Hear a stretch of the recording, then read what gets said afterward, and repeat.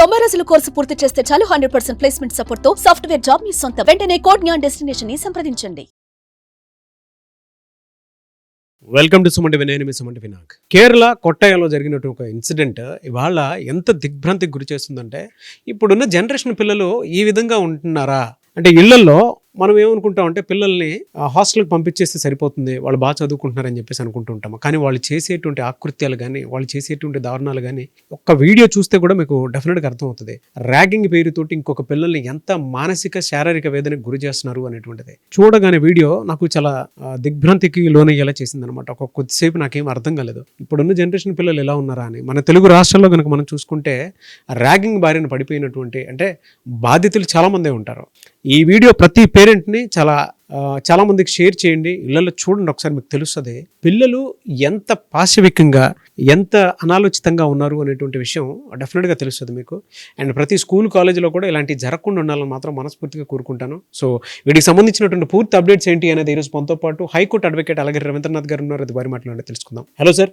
Hi అండి నాగరాజ్ గారు. Kerala Kottayam college students చేసినటువంటి దారుణమైనటువంటి ర్యాగింగ్ అసలు ఎంత జుగుప్సాకరం అని అంటే, మాట్లాడుకోవడానికి కూడా అసహ్యం కలిగేలాగా మనకే ఎమోషన్స్ అన్కంట్రోల్గా అనిపించేస్తున్నాయండి. అంత దారుణంగా ఉంది. ఏం జరిగింది, వాటికి సంబంధించినటువంటి పూర్తి వివరాలు ఏంటి సార్? అసలు అదొక రూమ్.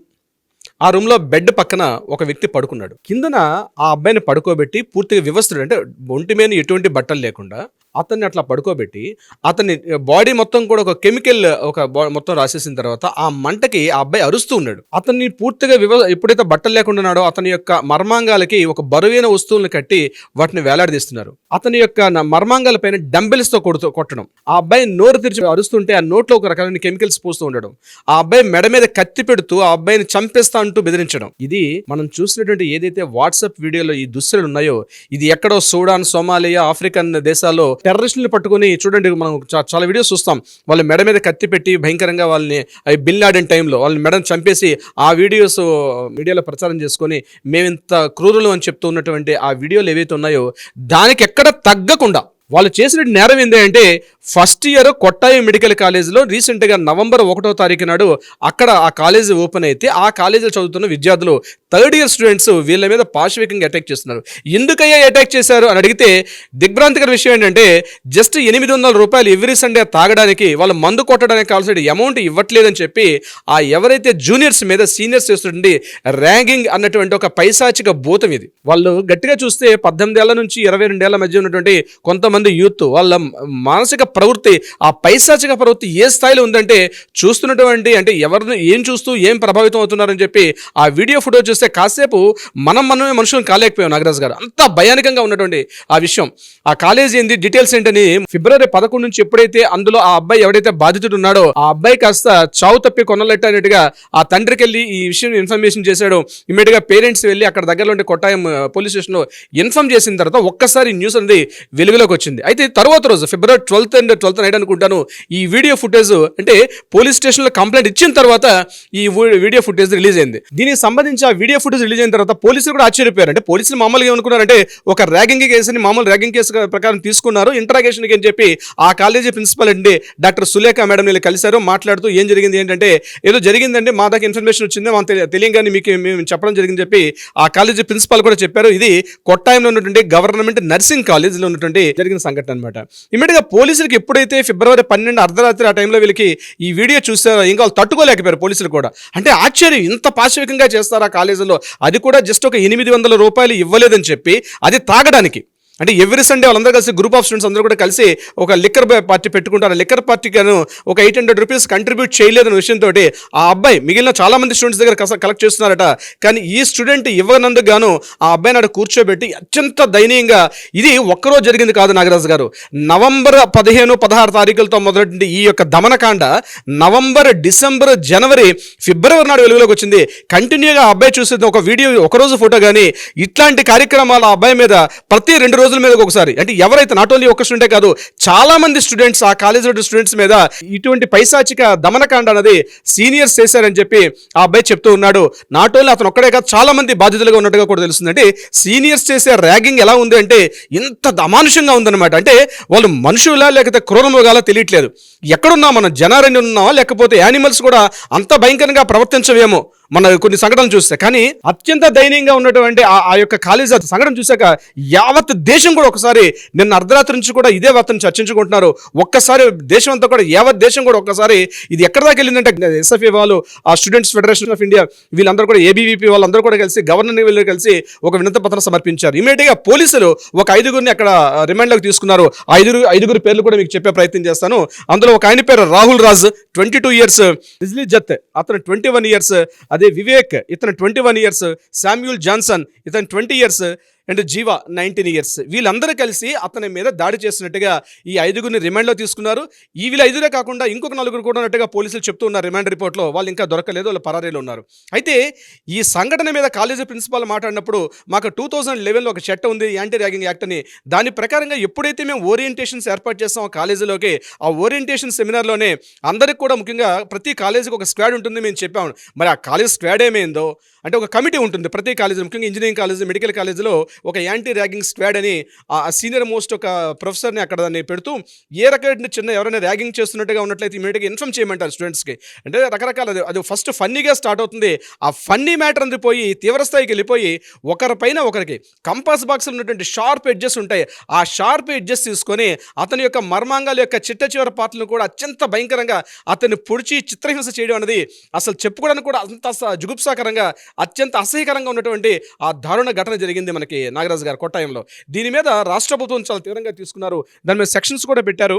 అందులో ఐపీసీ 323, 324, 326, 341, 354 అండ్ 506 ఈ సెక్షన్స్ అన్నీ కూడా ఎస్పెషల్లీ ఒక వ్యక్తి మీద దాడి చేయడం, ఒక వ్యక్తిగా అక్రమంగా నిర్బంధించడం, ఇటువంటి సంబంధించిన కేసులు ఇవన్నీ కూడా ఈ యాంటీ ర్యాగింగ్ అనేది. అయితే నేను మీకు దీనికి సంబంధించి ఒక కేసును కూడా మీకు చెప్పే ప్రయత్నం చేస్తాను.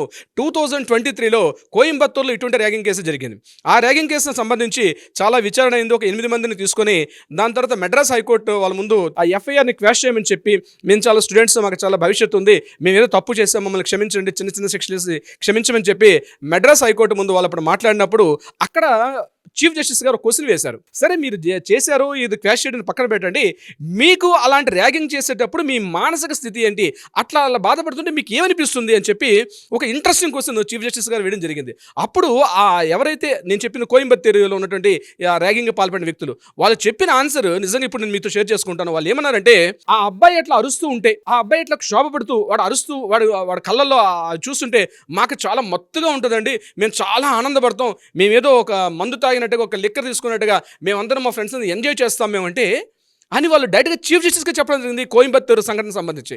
అంటే ఇది జరిగింది 24 ఫిబ్రవరిలో జరిగింది. ఇప్పుడు ఇది 25కి వచ్చాము. అంటే లాస్ట్ ఇయర్ ఇలాంటి కేసు మనకి అక్కడ జరిగింది చెన్నైకి సంబంధించిన విషయాల్లో. అయితే నేను ఇప్పుడు ఏమంటున్నానంటే, అంటే పిల్లల్లో ముఖ్యంగా 18 to 20 years మధ్య ఉన్నటువంటి పిల్లల్లో ఒక ప్రాపర్గా ఒక గైడెన్స్ లేకపోవడం, పేరెంట్స్ కూడా చెప్పుకోలేకపోతున్నారు, బాధితులు కూడా. అయితే వాళ్ళు ఎట్లా ఆలోచిస్తారట, అట్లా ర్యాగింగ్ చేసేటప్పుడు వాళ్ళు చాలా ఒక మంచి లిక్కర్ తీసుకున్నట్టుగా, ఇంకా చెప్పండి అంతకన్నా స్థాయి ఒక మాదక ద్రవ్యాలు తీసుకుంటే ఎంత మత్తునైతే కలిగిస్తుందో ఆ స్థాయిలో వాళ్ళు బాగా ఎంజాయ్ చేస్తారని చెప్పి వాళ్ళు అప్పుడు చెప్పిన మాటలు. అంటే కనీసం అయ్యే పక్కన బాధపడుతున్నాడే, మన తోటి సహవిద్యార్థే కదా అన్నటువంటి కనీస ఇంగిత జ్ఞానం లేకుండా వాళ్ళు ప్రవర్తించిన తీరు ఏదైతే ఉందో అత్యంత అమానుషం, అత్యంత భావదారిద్ర్యం. ఇంకో విషయం చెప్పాలంటే అటువంటి స్టూడెంట్స్ ఉండడం కన్నా వాళ్ళ ఇంటికి పోయి ఏదైనా కూలి పని చేసుకోవడం, లేకపోతే ఆ తల్లిదండ్రులకి ఇట్లాంటి పిల్లలు ఎందుకు పుట్టారనిపిస్తుంది. అలాంటి పిల్లలు రోజు పోయి బండలు మోయించి ఆ రాత్రి పగలో ఒక కర్మాగారాలు ఉండే ఫ్యాక్టరీలో ఇనుపు బాగా మండుతున్న ఇనుపులు వాళ్ళ భుజాల మీద ఎక్కించుకొని మోయిస్తే తప్ప అటువంటి మానసిక ప్రవృత్తి ఇప్పుడేగా కట్ చేయకపోతే రేపు భావిభారత పౌరులు అంటాం వీళ్ళు రేపు సొసైటీకి వచ్చి చీడపురుల మీదుగా తయారవుతారు. వీళ్ళు నర్సింగ్ విద్యార్థుల. నర్సింగ్ అంటే ఏంటి? సహాయం చేయడం. అక్కడ చీముతోటి నెత్తుతోటి ఒక వ్యక్తి బాధపడుతుంటే అతని దగ్గరికి వెళ్ళి తన సేవ చేయాలి. రెడ్ క్రాస్ సంస్థ స్థాపించింది అది, వాళ్ళ ఉద్దేశం అది నర్సింగ్ అన్నది.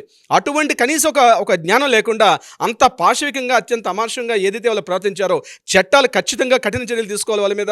ఇమీడియట్గా స్టూడెంట్స్ యొక్క భవిష్యత్తు వాళ్ళు ఇంకోటి ఆలోచించకుండా మన చట్టాలు ఇంకా కఠినతరమైన చట్టాలు, ముఖ్యంగా ర్యాగింగ్ భూతానికి ఎగిరిచిన యాంటీ ర్యాగింగ్ మీద ఇప్పుడున్న చట్టాలు సరిపోవు.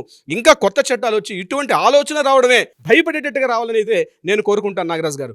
బా నిజంగా అంటే ఇప్పుడున్న సమాజంలో మాత్రం పిల్లలు అంత దారుణాతి దారుణానికి కిరాతకంగా దిగజారిపోయి వాళ్ళ మెంటాలిటీ ఉంది అని అంటే పేరెంట్స్ గుర్తించాలి, స్టూడెంట్స్ గుర్తించాలి, at the same time teachers గుర్తించాలి, సొసైటీ కూడా గుర్తించాలి. ఈ వీడియో చూసేటువంటి వాళ్ళు ఎవరైతే ఉంటారో పూర్తిగా ప్రతి ఒక్కరికి షేర్ చేయండి. పిల్లల మైండ్ సెట్ మారాలి. అండ్ నేను ఒకటి కోరుకుంటున్నాను సార్, ఈ వీడియో చూసిన స్కూల్ కాలేజెస్లో మీలాంటి వాళ్ళ దగ్గర నుంచి చట్టాల మీద అవగాహన కలిగేలాగా ఎవరైనా సరే అప్రోచ్ అయ్యి మీరు స్కూల్కి కానీ కాలేజీకి కానీ విజిట్ చేయండి. అండ్ కొంత మా సైడ్ నుంచి మేము కొన్ని గైడ్ లైన్స్ పెట్టుకుందాం అనుకుంటున్నాం వీటి మీద అవగాహన కలిగించేలాగా, లేదంటే ఒక జనరల్గా చెప్పాలని కొన్ని క్రైటీరియా పరంగా కొన్ని పెట్టుకుందాం అనుకుంటున్నాం అని చెప్పేసి మీ సలహాలు సూచనలు తీసుకుందాం అనుకున్నటువంటి వాళ్ళు ఉంటారు. అప్రోచ్ అవ్వచ్చా మిమ్మల్ని? తప్పనిసరిగా నాగరాజు గారు, ప్రతి కాలేజీలో, ప్రతి స్కూల్స్లోను, కాలేజీల్లోనూ కనీసం ఎడ్యుకేషన్ సిస్టంలో ఇటువంటి ఆలోచన లేకుండా వారిని సరైన దిశానిర్దేశం చేసేటట్టుగా ఒక గైడ్ లైన్స్ అయితే ఉంటున్నాయి. యాంటీ ర్యాగింగ్ స్క్వాడ్స్ కూడా చాలా పనిచేస్తున్నాయి.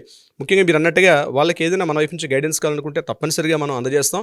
కింద స్క్రోల్తో కాంటాక్ట్ అవుతున్న నెంబర్ని కాంటాక్ట్ చేయగలిగితే డెఫినెట్గా మన లీగల్ టీం వాళ్ళకి అప్రోచ్ అయ్యి సరైన విధంగా వాళ్ళకి న్యాయ పరిష్కారం అయ్యే విధంగా కూడా ప్రయత్నం చేస్తారు. Nagaraju garu, thank you so much Ravindranath garu. Thank you so much అండి. నాగరాజు గారు, చూసారు కదా వీడియో. ఈ వీడియోపై మీ అభిప్రాయం కమెంట్ బాక్స్లో పోస్ట్ చేసి మీరు కనుక న్యాయ సలహాలు సూచనల కోసం అని చెప్పేసి అలగరి రవీంద్రనాథ్ గారు, హైకోర్టు అడ్వకేట్, వారిని కనుక మీరు సంప్రదించాలనుకుంటే స్క్రీన్ మీద మీకు కాంటాక్ట్ నెంబర్ కనిపిస్తుంది. దాన్ని మీరు కాల్ ఆర్ మెసేజ్ వాట్సాప్ చేసినా సరే అపాయింట్మెంట్ మాట్లాడొచ్చు.